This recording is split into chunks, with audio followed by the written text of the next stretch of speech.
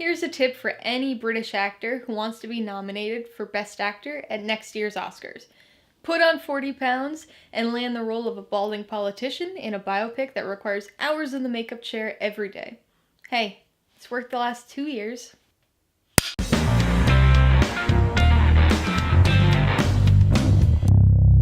Hey everybody, welcome to Mainely Movies.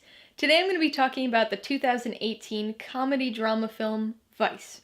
It stars Christian Bale, Amy Adams, Steve Carell, and Sam Rockwell, and was directed by Adam McKay in only his second semi-serious directorial outing. Vice is a biographical look at American politician Dick Cheney, played by Christian Bale, and follows his political career from his sort of humble beginnings as an intern working under Donald Rumsfeld, played by Steve Carell, all the way through his time as vice president and beyond. I was a bit politically precocious in my youth. The first presidential election I ever really paid attention to was Bush v. Gore in 2000. I was 10 years old at the time, and I still have vivid memories of sitting in the living room watching MSNBC with my dad as the election results came in that night. I also have vivid memories of the aftermath of that night, both the short term, in the form of the Florida recount and those damn hanging chads, but also the long term of the Bush presidency. At the time, I considered myself pretty politically informed. I wasn't quite as invested in news coverage then as I am now, but I would bet I was probably the most politically aware kid in my elementary school. I have plenty of memories from the Bush years, but I have to admit that Dick Cheney was never really on my radar at the time. My focus was always on Bush himself, so much so that as I walked into the theater to watch this movie, I could barely remember anything about Cheney other than that he had shot a guy in the head while quail hunting. Luckily, Vice serves as an admittedly biased history lesson on Cheney, filling the gaps in my recollection and knowledge.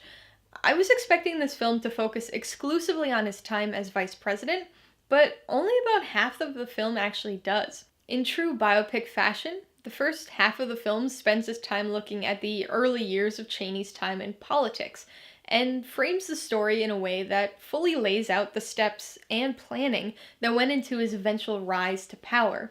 Vice is a bit heavy-handed with its political message, though that shouldn't really surprise anyone. I happen to agree with the general sentiments put forth in the film, so it didn't really bother me, but I can see how this could be an irritating film to those with opposing political views. Bush is portrayed as an exceptionally clueless marionette, his strings pulled at the whim of Cheney. In fact, one of the central themes of this film was the ease with which people are politically manipulated. Cheney does it to Bush, but Rumsfeld first did it to Cheney during his own formative political years. The "what do we believe" moment was certainly a turning point for Cheney, and eventually, the entire country. The focus group scenes also offered some damning insight into just how easily and frequently people are manipulated for political reasons. Political content aside, this film is stylistically interesting. A biopic with narration isn't entirely atypical, but Vice takes a surprisingly meta approach with it. At first, I didn't like the narration very much. Ironically, it felt a bit impersonal at the start. However, I got used to it pretty quickly, and it does pay off in an interesting way by the end. The comedic gags sprinkled throughout the film mostly hit. I particularly enjoyed Scalia's specials, but it was clear that they went over the heads of some of the people in my theater. During the puppet show scene, somebody in the audience actually yelled out, "That's just absurd!" Not to be outdone, more than one person actually stood up to leave during the first set of credits. Anyway, these stylistic forays interrupted the slightly more traditional parts of this film to keep things fresh enough throughout the entire runtime. Even the non-comedic sequences had some effective and unique storytelling, with the foot-tapping transition being perhaps the most impactful. There was some excessive B-roll, especially regarding the fly fishing. It worked nicely during the Bush chicken wing scene, but outside of that, the filmmakers clearly thought that the fly fishing was a more profound metaphor than it actually was. The Shakespeare soliloquy also went on far longer than it should have, but these types of moments at least gave us more time to admire Christian Bale's utter physical transformation into Dick Cheney. Alright, time for the pros and cons. The first pro is the film style. Biopics are a very common genre these days, so it's easy to fall into the standard dull progression of this type of story. Just following the focal character from childhood through death, touching on all the major moments in their life without actually injecting any life into the film itself. This movie mixes that formula up. There's a lot of time jumping, which isn't always linear, and the filmmakers utilize a narrator in a unique and clever way. Then, of course, you've got all the comedic gags and sidebars that break up the story to prevent it from ever getting too monotonous or dull, which is especially important given its intensely political nature. The second pro has to be the performances. Whether you like the movie or not, you've got to give credit to these actors. Aside from maybe Steve Carell, they all really dissolve into their roles. Sam Rockwell had George Bush's mannerisms down perfectly, and Christian Bale blended seamlessly into the role of Cheney. He was still physically recognizable when playing young Cheney, but by the second half of the film, with the old age makeup on, he's completely unrecognizable. As far as cons go, I found this movie to be too heavy-handed. Even though I agree with the film politically, I still think the filmmakers might have taken a few too many liberties with the embellishments and exaggerations of the story and certain characters. I just have a really hard time believing that some of these people were so evil or so utterly malleable.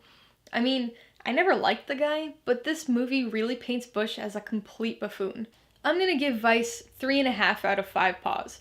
Despite its issues, I had a pretty good time with it, though I can't imagine it'll be one I watch too frequently. I would recommend Vice to liberal film fans.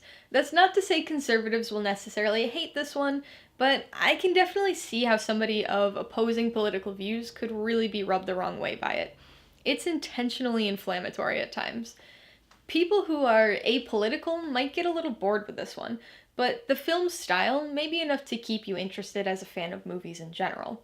If you liked Vice, I would recommend Lions for Lambs for a uniquely structured film that focuses on the human consequences and aftermath of some of the decisions made by characters in Vice.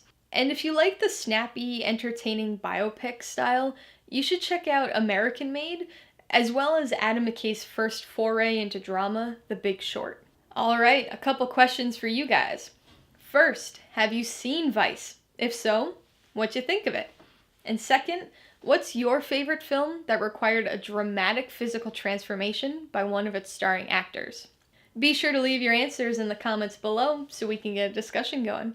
Alright, so if you got some enjoyment insider information out of this review, I'd appreciate it if you'd hit that like button. And if you haven't done so already, please hit subscribe while you're at it so you can see more videos like this. Till next time, this has been Alyssa with Mainly Movies, the way life should be.